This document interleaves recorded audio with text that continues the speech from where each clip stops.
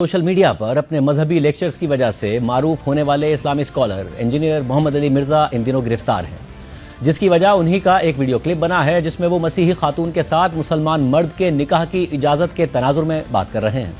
جہلم کے تھانہ سٹی میں 24 اگست کو ایک شہری نے درخواست دی کہ محمد علی مرزا نے اس بارے میں بات کرتے ہوئے توہین آمیز عبارت کہی اور گستاخانہ الفاظ کہہ کر تمام مسلمانوں کے جذبات کو مجروح کیا ہے۔ اس درخواست پر پیکا ایکٹ کے ساتھ ساتھ تعزیرات پاکستان کی دفعہ 295C کے تحت بھی مقدمہ درج کر کے محمد علی مرزا کو گرفتار کر لیا گیا، جس کے بعد یہ بحث شروع ہو گئی کہ کیا کسی اور کے کہے گئے گستاخانہ الفاظ کو دہرانا بھی گستاخی ہے یا نہیں۔ محمد علی مرزا پر الزام یہی ہے کہ انہوں نے مسیحیوں سے ایک گستاخانہ نظریہ منسوب کیا اور اسے دہرا دیا، جسے گستاخی قرار دیا جا رہا ہے۔ محمد علی مرزا کو ابتدائی طور پر 26 اگست کو ڈپٹی کمشنر جہلم کے حکم پر 3 MPO کے تحت حراست میں لیا گیا تھا، جس کے بعد انہیں national cyber crime investigation agency کے حوالے کر دیا گیا۔ اس کے بعد national cyber crime investigation agency نے ایک خط لکھ کر محمد علی مرزا کے بارے میں اسلامی نظریاتی کونسل کی رائے طلب کی، اور اسلامی نظریاتی کونسل نے 24 ستمبر کو اپنے ابتدائی فیصلے میں کہہ دیا کہ محمد علی مرزا کے کئی بیانات میں ایسے جملے موجود ہیں جو محض نقل کفر پر مشتمل ہے، مگر کسی شرعی مقصد کے بغیر کہے گئے ہیں۔ اس بنا پر ان کا یہ طرز عمل سخت تعزیری سزا کا مستحق ہے، اور چونکہ یہ عمل انہوں نے بار بار دہرایا ہے، اس لیے ان کا جرم مزید سنگین صورت اختیار کر گیا ہے۔ ان کا بیان قرآن پاک کی توہین، مانوی تحریف کے زمرے میں بھی آتا ہے اور توہین رسالت کو بھی مستلزم ہے، لہٰذا اس پر عائد دفعات میں توہین قرآن کی دفعہ بھی شامل کی جائے۔ محمد علی مرزا کا بیان فساد فی الارض کو پھیلانے کا باعث ہے۔ اس حوالے سے ہم نے مختلف مکاتب فکر کے علماء سے بات کی اور ان کا موقف معلوم کیا، جبکہ کچھ علماء اپنا موقف مختلف پلیٹ فارمز پر دے چکے ہیں، وہ بھی ہم آپ کے سامنے رکھیں گے۔ ان میں سے متعدد علماء کو محمد علی مرزا سے شدید اختلاف ہے، ان پر کھل کر تنقید کرتے ہیں اور ان کے انداز بیان کے بہت بڑے ناقد ہیں، پھر بھی موجودہ مقدمے پر انہوں نے کھل کر رائے دی اور اس معاملے پر محمد علی مرزا کی حمایت کی، اور ہم آپ کے سامنے رکھیں گے تمام علماء دین کا موقف۔ سب سے پہلے معروف عالم دین مفتی طارق مسعود نے دیکھیے کہ اس مقدمے کے حوالے سے کیا کہا۔ یہ جو 295C کا قانون ہے نا، یہ ایسا لگتا ہے کہ شدت پسند مولویوں کے ہاتھ میں دشمنی نکالنے کا ایک کھلواڑ بن چکا ہے۔ جب چاہو جس پہ چاہو توہین رسالت کا الزام لگاؤ اور عمر قید کی سزا کے لیے پھر جج پہ تھانے پہ دباؤ ڈالو۔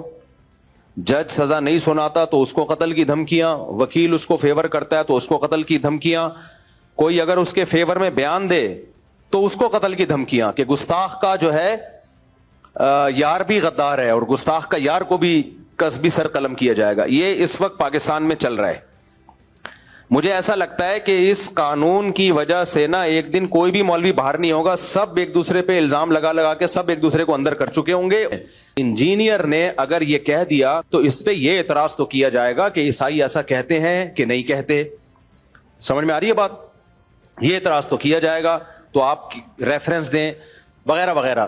یہ اعتراض نہیں کیا جائے گا کہ انجینئر نے نبی کی توہین کی ہے، کیونکہ انجینئر علی مرزا نے خود معاذ اللہ نقل کفر نہیں کہا ہے، کسی اور کی طرف نسبت کی ہے۔ کسی اور کی طرف نسبت کرنے سے انسان توہین رسالت کا مرتکب نہیں ہو جاتا، 295C اس پہ نہیں لگتا۔ تو اس لیے ہم ان متشدد مولویوں سے کہتے ہیں کہ آپ کو بھی انجینئر کے خلاف جب اپنی دشمنی نکالنی ہے تو کسی جائز طریقے سے نکالو، 295C کا سہارا مت لو۔ تو یہ بالکل نہیں بنتا اس موقع پہ 295C، اور جو مولوی اس پہ خوش ہو رہے ہیں نا کہ نہیں نہیں 295C میں ہم اس کو لٹکوائیں گے، بھائی پھر آپ بھی جب کسی کا کلمہ کفر نقل کریں گے نا، جن لوگوں نے جا کے FIR کٹائی انہوں نے کیا کہا کہ انجینئر نے نبی کے بارے میں یہ الفاظ کہے ہیں، تو انہوں نے بھی تو نقل کیے نا، تو پھر ان پہ بھی 295C لگاؤ کہ یہ انجینئر کے بارے میں کہہ رہے ہیں انہوں نے ایسا کیا۔ پھر میں اگر یہ بات نقل کر رہا ہوں تو مجھ پہ بھی لگاؤ۔ پھر تو میرے بھائی، تو میں کہہ رہا ہوں کہ یہ 295C کا قانون، یہ قانون بالکل درست ہے، ہم اس قانون کے خلاف نہیں ہیں، لیکن اس کو مولویوں نے، جو متشدد مولوی ہیں، انہوں نے کھلواڑ بنایا ہوا ہے، تماشا بنایا ہوا ہے، اس کو تماشا بننے نہیں دینا ہے۔ میں سمجھا پا رہا ہوں اپنی بات؟ کچھ متشدد مولویوں انہوں نے دشمنی نکالنی ہے تو اس کے لیے 295C جیسے مقدس قانون کا سہارا لے رہے ہیں۔ وہ یہ 295C کی توہین ہے، میں سمجھتا ہوں اس قانون کی توہین ہے یہ۔ جب چاہو منہ اٹھا کے جس کو چاہو گستاخ رسول قرار دے دو۔ جب بھی کوئی شخص کلام کرتا ہے شریعت اس کو مہلت دیتی ہے کہ اس سے اس کی بات کا مطلب پوچھا جائے گا کہ تمہارا مقصد کیا تھا. جنید جمشید نے جب کوئی کلام کیا اس سے پوچھا جانا تھا کہ آپ کا مقصد کیا تھا, اس کو ایکسپلین تو کرنے دیتے. فوراً فتویٰ لگا دیا اس نے حضرت عائشہ کی توہین کی اور جو ایئرپورٹ پہ اس کے ساتھ اشر ہوا. یہ بہت بڑا مسئلہ بن چکا ہے. تو اس لیے یہ ذاتی دشمنیوں کا یہ جو ہے نا قانون, یہ کچھ مولویوں نے ذاتی دشمنیوں کا ذریعہ بنایا ہے. ہم ناموس رسالت سے بڑھ کر کسی چیز کو ویلیو نہیں دیتے. مسلمان جو بھی ہو عاشق رسول ہے, جو نبی سے محبت نہیں کرتا وہ مرتد ہے. تو اس لیے اس مسئلے میں بابانگ دوہل کہتا ہوں, چاہے انجینئر سے میرے 100 اختلافات ہوں, لیکن یہ جو 295C اس بیس پہ لگایا گیا ہے کہ اس نے عیسائیوں کے بارے میں یہ کہا کہ نبی کی طرف نسبت کی, عیسائیوں کی طرف کی, تو یہ توہین کا کیس نہیں بنتا اس پہ. سمجھ میں آ رہی ہے بات کہ نہیں آ رہی ہے؟ معروف عالم دین علامہ امین شہیدی کے سامنے ہم نے یہ سوال رکھا کہ کیا دوسرے کا بیان نقل کرنے پر توہین کا مقدمہ بن سکتا ہے یا الزام لگ سکتا ہے, تو دیکھیے انہوں نے کیا جواب دیا. دیکھیے, یہ صرف پاکستان کا مسئلہ ہے. دنیا میں تقریباً 57 اسلامی ممالک ہیں. کسی ملک میں اس طرح کا کوئی مسئلہ نہیں ہے. یہ جو توہین رسالت, توہین صحابہ, توہین فلان, یہ چیزیں جو ہیں پاکستان ہی میں آہستہ آہستہ پنپنے لگیں اور اس کو پروموٹ کیا گیا اور اس کے نتیجے میں شدت پسندی کو اپنے عروج تک پہنچایا گیا ہے. آپ نے کبھی سعودی عرب کے بارے میں سنا, کبھی ایران کے بارے میں سنا, کبھی عراق کے بارے میں سنا, کبھی آپ نے لبنان کے بارے میں سنا, کبھی آپ نے کویت کے بارے میں سنا, مصر کے بارے میں سنا. وہ سارے کے سارے اسلامی ممالک ہیں, اور وہاں پر بعض ممالک تو ایسے ہیں جہاں پر ہم سے زیادہ کمیٹڈ اور ہم سے زیادہ باعمل لوگ رہتے ہیں, لیکن وہاں پر آپ نے ایسی بات نہیں سنی ہوگی. تو صرف پاکستان ہی میں کیوں؟ اس کا مطلب ہے کہ پیچھے کوئی اور تانے بانے ہیں جن کو سمجھنے کی ضرورت ہے. جہاں تک آپ کے سوال کا تعلق ہے, دیکھیں, جب ایک اسکالر کسی بھی حوالے سے کوئی بات کرتا ہے تو اس کو اس کے علم کی بنیاد پر اور ان معیارات پر پرکھنے اور تولنے کی ضرورت ہے. اگر وہ خود توہین آمیز انداز اختیار کرتا ہے تو اس کی تنبیہ کی ضرورت ہے. اگر وہ خود توہین کرتا ہے اور ارادتاً کرتا ہے تو اس کی تنبیہ کی ضرورت ہے. لیکن اگر کوئی شخص صرف ایک قول نقل کرے اور اس کی بنیاد پر آپ اس طرح کے قوانین کا اس کے خلاف استعمال کرنا شروع کر دیں تو پھر تو ایک ایسا طوفان کھڑا ہو جائے گا کہ آپ کی ساری کتابیں اس کی عزت پہ آ جائیں گی, آپ کے سارے خطبے اس کی عزت پہ آ جائیں گے, خود قرآن کریم پر بھی نعوذ باللہ لوگ الزامات لگانا شروع کر دیں گے. یعنی آپ ایک چیپٹر کھول دیں گے اس کے نتیجے میں شدت پسندی کا, جس کی انتہا کہیں پر بھی نہیں ہے اور اس کو ختم نہیں کیا جا سکتا پھر. تو اس لیے یہ جو سوال آپ کا ہے اس کا جواب سمپلی یہی ہے کہ جب کوئی شخص عالم ہے, جب کوئی شخص صاحب نظر ہے, جب کوئی شخص کوئی رائے دیتا ہے اور اس میں کسی کی رائے کو نقل کرتا ہے تو نقل قول, آپ خود اردو میں کہتے ہیں نقل کفر نباشد, تو اگر کوئی کافرانہ رائے بھی نقل کرے تو اس کے نقل کا جرم جو ہے وہ ثابت نہیں ہوتا کہ اس نے کوئی جرم کیا ہے, اس نے صرف نقل کیا ہے. اس لیے اس طرح کے کسی قانون کا اس پر اطلاق ہوتا ہی نہیں ہے. انجینئر محمد علی مرزا پر توہین کے الزام اور مقدمے کے حوالے سے معروف مذہبی اسکالر مفتی فضل ہمدرد نے دیکھیے کیا کہا. دیکھیں, انجینئر مرزا صاحب کو آپ کو اختلافات ہو سکتے ہیں. بات ساری یہ ہے کہ انجینئر صاحب نے یہاں پر جب یہ کلپ میرے سامنے آیا تو میں نے کہا کہ یہ انجینئر صاحب اور ان کے چاہنے والوں سے بھی کہ اس کا جو طریقہ ہے وہ یہ ہے کہ یہ رسول اللہ کی شان میں نہیں ہونا چاہیے تھا. آپ کی نیت پہ شک نہیں ہے. میں یعنی حلفیہ یہ بات کہہ سکتا ہوں کہ انجینئر مرزا صاحب حافظہ اللہ برادر عزیز وہ گستاخ رسول نہیں ہے. وہ رسول اللہ صلی اللہ علیہ وآلہ وسلم کی شان میں گستاخی کا سوچ بھی نہیں سکتا. وہ محب اہل البیت ہے, وہ شخص ہے کہ جو رسول اللہ صلی اللہ علیہ وآلہ وسلم کے لیے جان دے دے گا. لیکن یہ جملہ ایسا ہے کہ جس کو یہ طبقہ جو ان کا مخالف ہے اور حاسد ہے اسے بنا سکتے اور آپ اس کی وضاحت نہیں کر سکتے. بلا شک و شبہ یہ جو جملہ تھا, یہ جو الفاظ ہیں, یہ رسول اللہ صلی اللہ علیہ وآلہ وسلم کی شان میں آپ کی بارگاہ میں بے ادبی, لیکن میں اس کو گستاخی نہیں کہوں گا. میں یہ نہیں کہوں گا کہ یہ گستاخ ہے, یہ شخص توہین کی کر دی ہے, اس نے یہ کر دی. اس کی وجہ یہ بتاتا چلوں, میرا کوئی حق نہیں پہنچتا کہ میں کسی کو گستاخ رسول ڈکلیئر کروں. کسی کا کوئی حق نہیں پہنچتا. معروف اسلامی اسکالر جاوید احمد غامدی صاحب نے بھی اس حوالے سے رائے دی. یہ انتہائی افسوسناک صورتحال ہے. میں تو کسی مسلمان کے بارے میں یہ تصور ہی نہیں کر سکتا کہ وہ رسالت مآب صلی اللہ علیہ وسلم کی بارگاہ میں کوئی گستاخی کی بات کہے گا. کجا یہ کہ دین کے خادم کے بارے میں یہ خیال کیا جائے.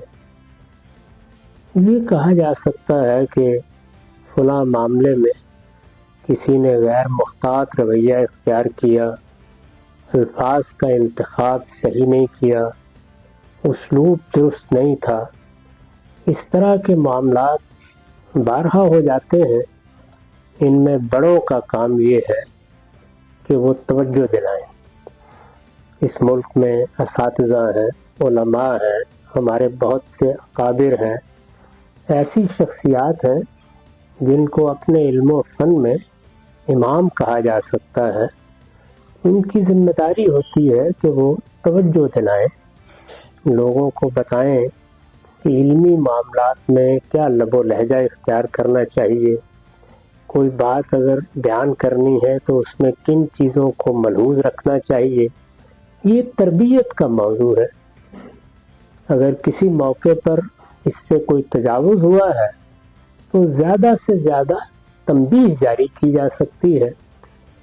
ہمارے ہاں بدقسمتی سے اس طرح کی چیزوں کو لوگ بھی غلط زاویے سے دیکھتے ہیں. ہمیں مسلمانوں کے بارے میں جو حسن ظن کی تعلیم دی گئی ہے اس کو بھی ملحوظ نہیں رکھتے. پھر مذہبی معاملات میں یہ چیز فرقہ بندی اور دشمنیوں کی صورت بھی اختیار کر لیتی ہے. چنانچہ لوگ بھی مشتعل ہوتے ہیں، حدود سے تجاوز کرتے ہیں. بہت سے ایسے معاملات ہوئے ہیں جن کا ذکر بھی انسان کے رونگٹے کھڑے کر دینے کے لیے کافی ہے. بے گناہ لوگوں کو جس طرح ہجوم کی نظر ہونا پڑا، یہ کسی بھی قوم یا کسی بھی معاشرے کے لیے بڑی باعث شرم چیز ہے. جامعہ بنوریا کے محتمم اور مفتی نعیم مرحوم کے صاحبزادے ڈاکٹر مفتی نعمان نعیم کے سامنے بھی ہم نے یہ سوال رکھا کہ کیا کسی دوسرے کا بیان نقل کرنے پر توہین کا مقدمہ بن سکتا ہے؟ انجینئر مرزا کے اوپر جو مقدمہ بنا، کیا وہ درست ہے؟ ان کی رائے دیکھیے. جی شاذیب بھائی، بہت اچھا سوال ہے. اس حوالے سے ہمارے دارالافتاء میں بھی فتویٰ آیا تھا. جامعہ بنوری عالمیہ میں آپ کو جیسا معلوم ہے کہ جامعہ بنوری عالمیہ ایک موقر ادارہ ہے اور یہاں پر ہر قسم کے فتوے یہاں پر آتے ہیں. ہم سے اسی طرح کا سوال کیا گیا تو واضح طور پر میں یہ کہنا چاہوں گا کہ نقل کفر نہ باشد. کبھی بھی کوئی چیز نقل کرنے سے انسان کافر نہیں ہو جایا کرتا. اور انجینئر مرزا علی کے حوالے سے کوئی میں ان کی ترجمانی نہیں کر رہا. ان کے حوالے سے ظاہر بات ہے کہ بہت سارے علماء کو اختلاف ہوگا، لیکن میں یہ سمجھتا ہوں کہ صحیح بات کر دینی چاہیے. شرعی اعتبار سے جو شریعہ پوائنٹ آف ویو ہے اس کو اچھے انداز میں بیان کرنے میں کوئی حرج نہیں ہے، اور بلکہ کرنا چاہیے. چونکہ ہمارے علماء اس حوالے سے خاموش رہتے ہیں. وہ یہ کہتے ہیں کہ ہم اگر بات کریں گے پتہ نہیں کیا ہوگا. میں سمجھتا ہوں کہ اس حوالے سے ہمیں واضح طور پر یہ بتانا چاہیے کہ ان کے جو جملے تھے یا الفاظ تھے اس سے کوئی گستاخی سرزد نہیں ہوتی، نہ ہی وہ گستاخی کے زمرے میں آتے ہیں. لہٰذا ان کے اوپر کوئی بھی ہم یہ سمجھتے ہیں کہ کوئی سزا 295C یا اس طرح کا کوئی بھی قانون جو ہے ان پر لاگو نہیں ہوتا. مگر مفتی صاحب یہ بھی بتائیے گا کہ اگر کیونکہ الزام لگ جاتا ہے پاکستان میں فوراً کسی پر، اگر کوئی غلطی سے بیان دے دے تو کیا اسے وضاحت کا موقع نہیں ملنا چاہیے اور بیان میں نیت کا تعین نہیں ہونا چاہیے؟ اگر کوئی ظاہر نیت وہ خود بتائے گا انسان کہ اسے موقع دیا جائے، رجوع کا موقع دیا جائے.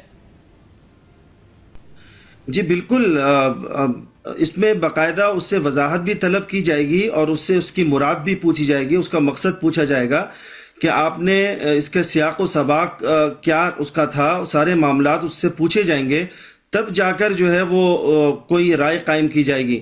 نہ یہ کہ اپنے طور پر اس الفاظ ان کے منہ میں ڈالے جائیں اور اپنے طور بغیر نیت پوچھے، بغیر مقصد پوچھے جو ہے کوئی رائے قائم کی جائے.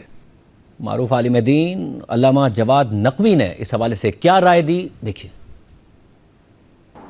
پاکستان میں اس قسم کے مسائل جیسے آپ نے فرمایا ہے کثرت سے ہو رہے ہیں روزمرہ، اور ان کے بہت سارے اور بھی ساتھ سائیڈ ایفیکٹس پڑ رہے ہیں. کچھ ان مسائل نے کاروباری حیثیت اختیار کر لی ہے اور کچھ نے فرقہ وارانہ، اور اسی طرح ملکی سلامتی کے لیے بھی یہ ایک بڑا خطرہ ہے، ایک الارم ہے یہ. اور اس پر جتنی حساسیت دکھانی چاہیے اربابان اختیار کو نہیں دکھا رہے. آج تو یہ ایک مسئلہ مرزا محمد علی صاحب کے لیے پیش آیا ہے، لیکن اس سے پہلے اور بہت سارے اسکالرز کے ذریعے لیے اور بہت سارے مسائل میں پیش آیا ہے. بعض اوقات تو ایسا شائبہ ہوتا ہے کچھ لوگوں کی گفتگو میں، اسے توہین آمیز کہا جا سکتا ہے، لیکن اکثر اوقات جو کیس بنتے ہیں یا میڈیا جن کیسز کو اچھالتا ہے تو ان میں پہلو کوئی اور ہوتا ہے، لیکن اس کو ایک خاص طبقہ اس طرف کھینچ کے لے آتا ہے. اور چونکہ اس سلسلے میں قانون سازی بھی ہوئی ہے، اور یہ قانون بنا تو کسی اور مقصد کے لیے تھا لیکن استعمال کسی اور مقصد میں ہو رہا ہے، توہین مذہب کا قانون. اور جیسا آپ نے سوال میں پوچھا ہے کہ اگر ایک مذہبی اسکالر یا کوئی عالم فاضل شخصیت ہے، محقق ہے، رائٹر ہے، یا جو بھی شخص ہے، اگر وہ نقل قول کرتا ہے کسی اور شخص کا، وہ نقل قول ٹھیک ہے یا غلط ہے، اس کی صحت و سقم ایک الگ بات ہے. وہ اس کو پرکھا جا سکتا ہے کہ اس نے جو نقل قول کیا ہے وہ دلیل کوئی رکھتا ہے یا نہیں رکھتا، لیکن خود نقل قول کوئی نہیں توہین شمار نہیں ہوتا. جیسا کہ ایک محاورہ بنا ہوا ہے کہ نقل کفر نہ باشد، یہ ایک عربی، فارسی اور اردو ماحول کا ایک مسلم محاورہ بنا ہوا ہے. لوگ اس کو عموماً ایسی باتوں کے بیان کرنے کے موقع پر ذکر بھی کر دیتے ہیں کہ نقل کفر نہ باشد، یعنی اگر ایک کفر کی بات ہے کسی اور نے کی ہے اور آپ اس کو کسی مقصد کے لیے پیش کر رہے ہیں مجمع کے سامنے، عوام کے سامنے، یا کسی گفتگو میں حوالے کے طور پر، تو یہ کفر نہیں ہوتا. کفر کی بات نقل کرنا کفر نہیں ہوتا. گستاخی کی بات، جس نے گستاخی کی ہے اس کو پیش کرنا، جیسے عدالتوں میں اگر ایک وکیل اٹھ کے کسی کی گستاخی پیش کرتا ہے تو وکیل یا جج گستاخ نہیں شمار ہوتے. یا اگر ایک اینکر ہے وہ کسی کا نقل قول کرتا ہے تو وہ نقل قول گستاخی نہیں ہوتا. اصل جو مرتکب ہوتا ہے گستاخی کا وہی گستاخ ہوتا ہے. اور کوئی شخص اس کا حوالہ دے یا اس کو تنقید کرنا چاہے یا اس کے اوپر کوئی تبصرہ کرنا چاہے یا اس کے کوئی اور حکم بیان کرنا چاہے تو وہ تو قطعاً کسی بھی عقل و منطق کے تحت وہ گستاخی نہیں ہوتا. اور شرعی لحاظ سے بھی جو موازین ہیں شریعت کے، ان کے مطابق ہی اس کو گستاخی شمار نہیں کرتے. اسی نقطے پر کہ انجینئر محمد علی مرزا پر مقدمہ بنتا ہے توہین کا یا نہیں، معروف عالم دین اور مولانا زاہد الراشدی کے ساتھ زادے مولانا عمار ناصر کی رائے دیکھیے. ظاہر جو بات سننے میں آئی ہے کہ انہوں نے مسیحیوں کے کسی نظریے کا یا ان کے خیال کا حوالہ دیا ہے جو وہ رسول اللہ صلی اللہ علیہ وسلم کے بارے میں رکھتے ہیں. تو کسی کفریہ کلمے کو نقل کرنا یا بیان کرنا یہ تو ظاہر توہین رسالت نہیں ہے. تو قرآن نے بے شمار نقل کیے ہیں، کفار کے جو تبصرے تھے رسول اللہ صلی اللہ علیہ وسلم پر قرآن نے نقل کیے. بالکل. تو اگر آپ وہ پڑھ کے سنائیں کہ کفار یہ کہتے تھے تو نقل کرنے والا تو توہین کا مجرم نہیں ہو. یہ ہمارے ہاں جو مذہبی تقسیم ہے اور ایک کشمکش ہے مختلف طبقوں کی، اس میں پھر ہمارے اخلاقی مسائل میں یہ چیز ہے کہ ہم ایک بات سمجھتے بھی ہوں کہ یہ الزام نہیں بنتا، لیکن چونکہ مذہبی بیانیوں کی اور مذہبی تعبیرات کی ایک جنگ ہے اور اس میں کسی سے، آپ سے، مجھ سے بہت سے لوگ ناراض بھی ہیں، تو وہ پھر سمجھتے ہیں کہ یہ اللہ کی طرف سے ایک موقع آیا ہے، اس سے فائدہ اٹھایا جائے. تو انصاف جو ہے نا، یہ یہی بات میں عرض کر رہا ہوں کہ ہم قرآن میں آیت پڑھ کے تو سنا دیتے ہیں اور رسول اللہ صلی اللہ علیہ وسلم کی اور صحابہ کی سیرت سے واقعات بھی سناتے ہیں کہ مسلمان کو کتنا انصاف پسند ہونا چاہیے. تو ہم بتاتے یہ ہیں، لیکن ہمارے عمل سے جب معاشرہ یا نوجوان نسل دیکھتی یہ رویہ ہے تو پھر وہ اس کا مذہب سے دور ہونا ہی بنتا. مولانا عمار ناصر یہ انٹرویو عبدالعزیز کو دے رہے تھے. اس کے علاوہ معروف عالم دین اور مولانا اسحاق مرحوم کے شاگرد مفتی کاشف علی کی رائے دیکھیے. یہ قانون کی حفاظت نہیں ہو رہی بھائی جان. یہ قانون کو برباد کرنے کی کوشش کی جا رہی ہے. اس لیے 295C کا غلط استعمال کرنے سے سارے فرقوں کو مل کے روکنا چاہیے، اور روک رہے ہیں. غامدی صاحب بھی آ گئے، حالانکہ لوگ انہیں سیکولر لبرل کہتے ہیں. وہ حافظ سید حیدر حسین نقوی بری امام سے پیر صاحب آ گئے ہیں، UK سے فتویٰ آ گیا ہے، ہر جگہ سے فتوے آ گئے. بن نوریہ سے بھی آ گیا ہے، دیوبندی بھی بولے ہیں کہ قانون 295C کا اس کے اوپر نہیں لگتا. یہ مسئلہ خالصتاً نقل کفر کا ہے، اور نقل کفر جو ہوتا ہے وہ کفر نہیں ہوتا. نقل کفر تو اللہ کے بندے، آپ کو یہی سمجھ نہیں ہے کہ اللہ تعالیٰ نے قرآن مجید میں کافروں کے قول نقل کیے ہیں کہ وہ کافر یہ کہتے ہیں، یہود یہ کہتے ہیں، نصارہ یہ کہتے ہیں، ساری دنیا یہ کہتی پھرتی ہے کہ نقل کفر ہوا. تو نقل کفر اللہ نے کیا ہے. اللہ کے نبی علیہ السلام نے فرمایا کہ یہ جو مشرکین تھے یہ تلبیہ میں اضافہ کرتے تھے، اور وہ تلبیہ میں اضافہ جو ہے وہ آپ دیکھ لیں. تو یہ ساری چیزیں جو ہوتی ہیں، یہ نقل کفر جو ہوتا ہے وہ کفر نہیں ہوتا.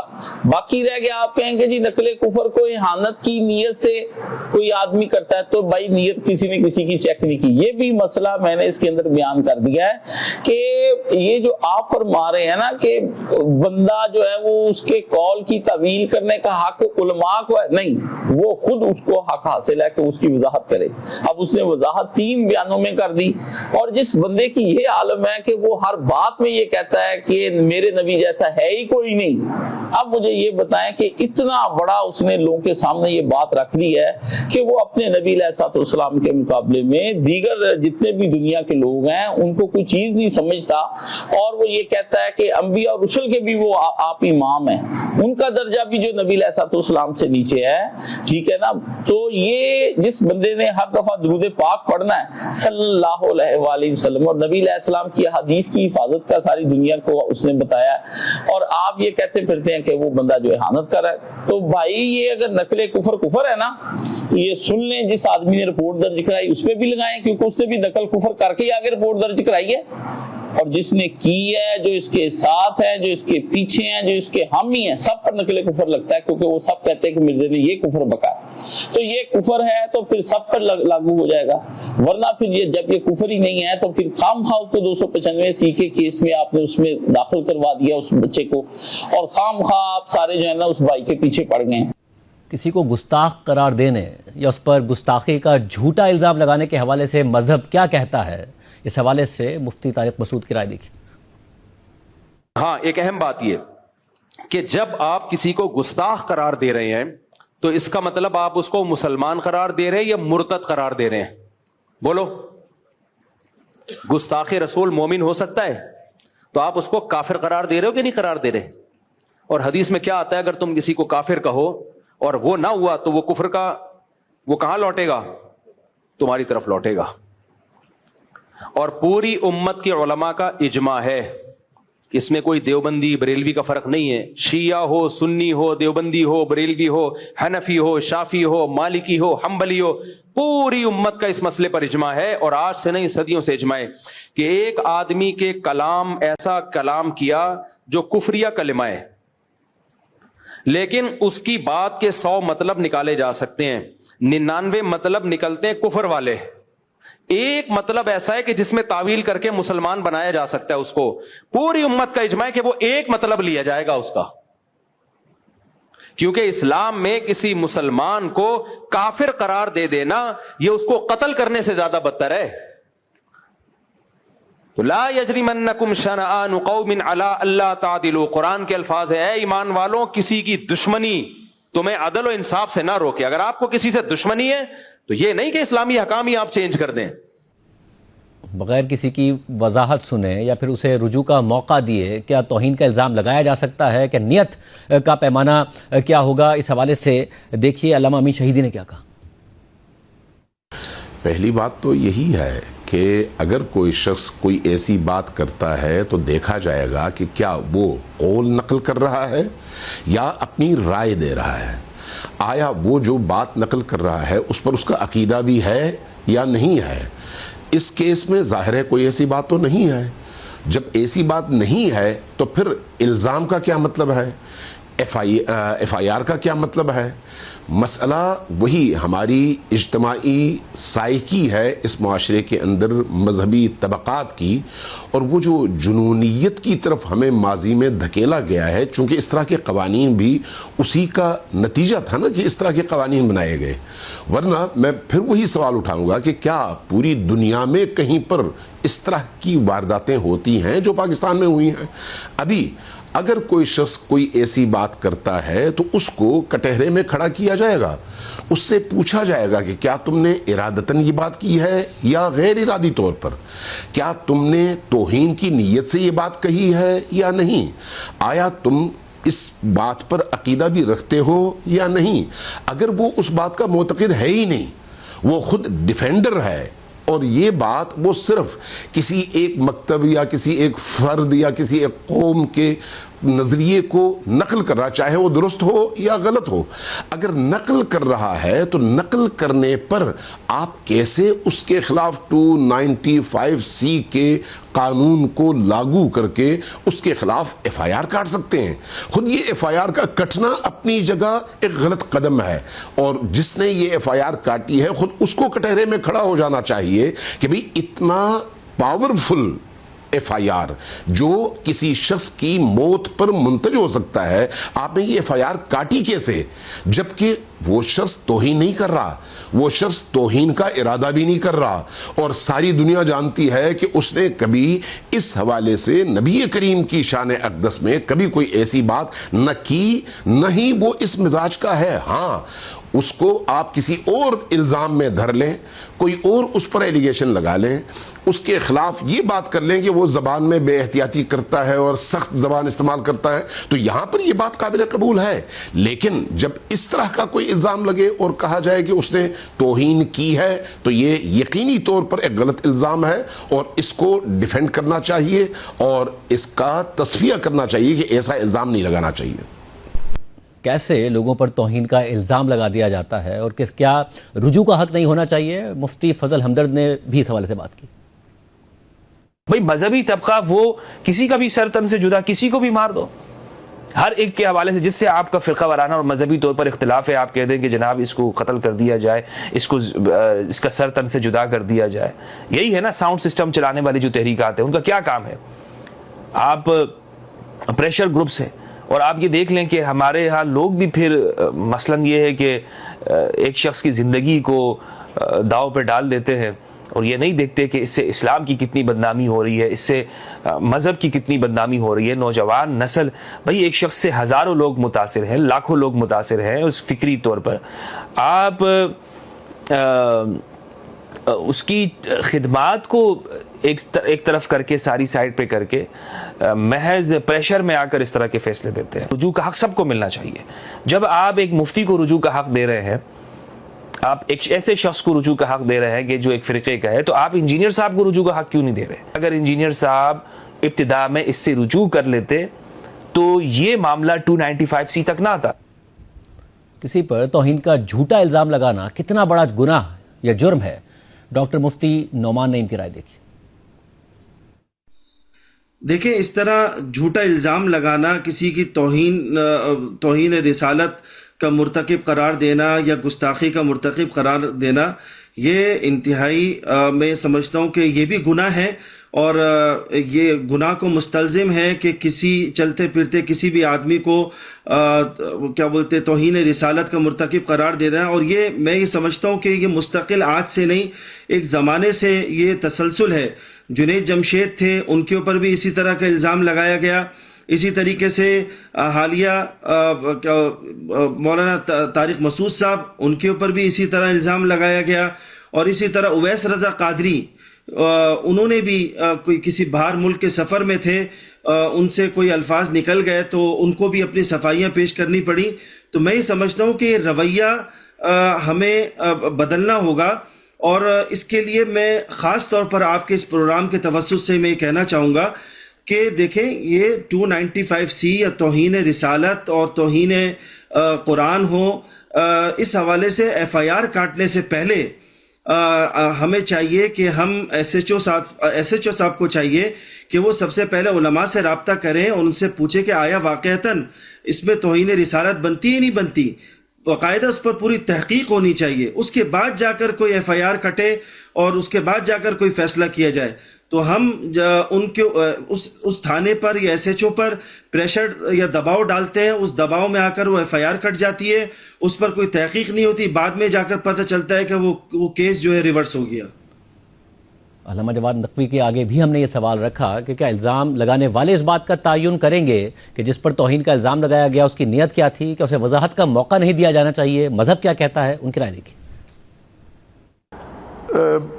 اگر جو شخص جو بات کر رہا ہے وہ وضاحت کر دیتا ہے بات کرنے سے پہلے یا بات کے دوران یا بات کے بعد، یا ایسے قرائن، ایسے شواہد، ایسی گواہیاں اس کے تفکر میں، اس کے عمل میں بقدر کافی موجود ہوں کہ وہ جو بات کر رہا ہے اس کا معتقد نہیں ہے، عقیدہ اس کا یہ نہیں ہے، نظریہ اس کا یہ نہیں ہے، تو ظاہر ہے کہ قطعاً اسے گستاخی نہیں سمجھا جائے گا.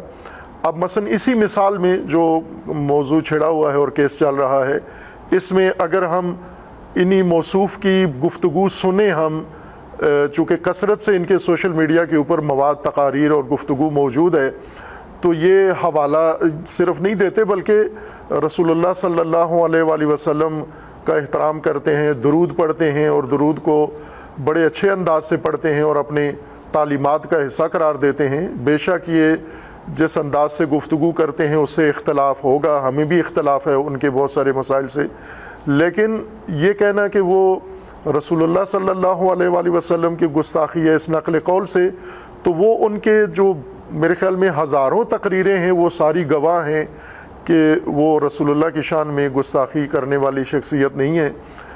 باقی مسائل ان کے ہیں، وہ ان کے اوپر اعتراض کیا جا سکتا ہے، لیکن یہ گستاخی والا جو یعنی وہ بھی رسالت مآب صلی اللہ علیہ وآلہ وسلم کی گستاخی کا یہ دعویٰ یہ بالکل کسی صورت میں ثابت نہیں کیا جا سکتا. یہ ایک ذہنیت ہے. ظاہر ہے ان کا جو انداز تھا اپنا بیان تو وہ ٹکراؤ والا تھا، تصادم والا تھا، وہ ہر ایک کے مسلک کو چھیڑتے تھے اور ان کے مقدسات کے بارے میں گفتگو کرتے تھے اور اپنے خاص انداز سے، تو لوگوں کو ان میں غم و غصہ پایا جاتا تھا اور وہ بھی بالکل ایک محسوس چیز ہے.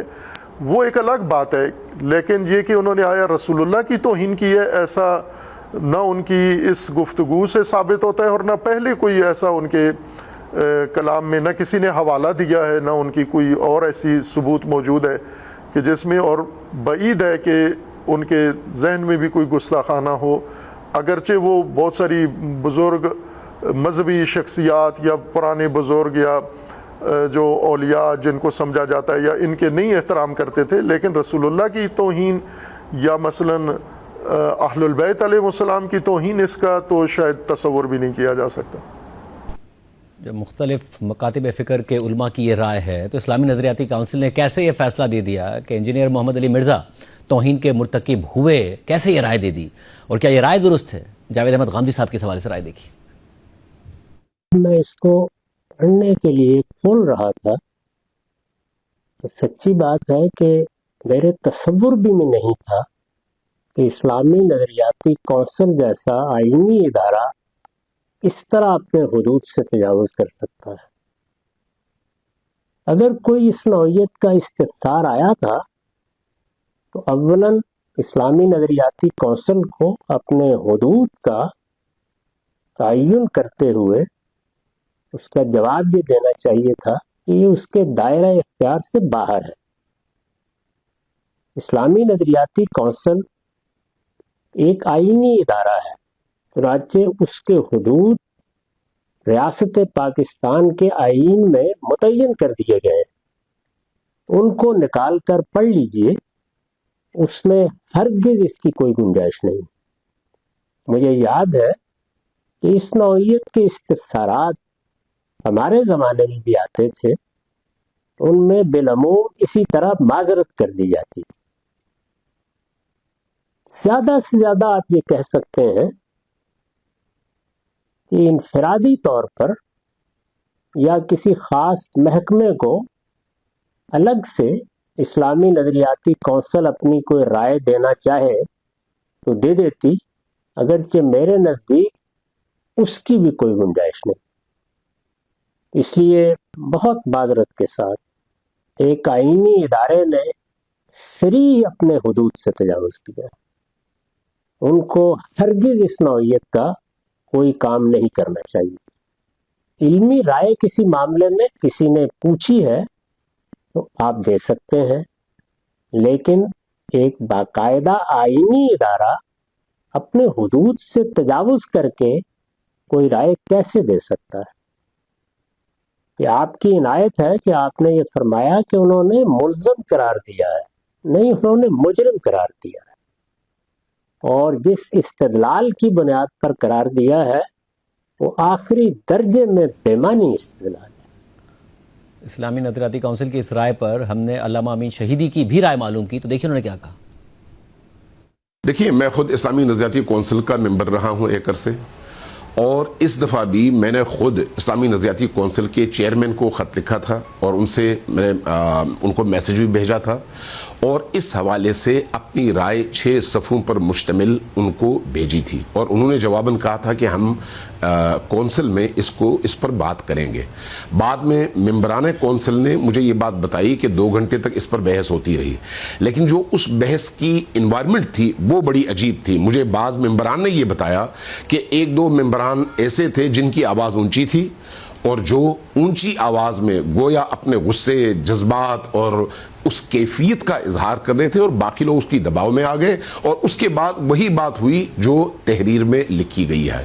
تو جہاں پر آپ سے سوال پوچھا جا رہا ہے کہ کیا یہ بات توہین کے زمرے میں آتی ہے یا نہیں، تو آپ کا جو دائرہ کار ہے، دائرہ اختیار ہے، وہ یہ ہے کہ اسی سوال کے دائرے میں رہتے ہوئے جواب دیں کہ آیا نقل قول جس میں اس کا ارادہ شامل نہیں ہے، آیا یہ توہین کے زمرے میں آتا ہے یا نہیں آتا، اس کا آپ جواب دینے کے پابند ہیں.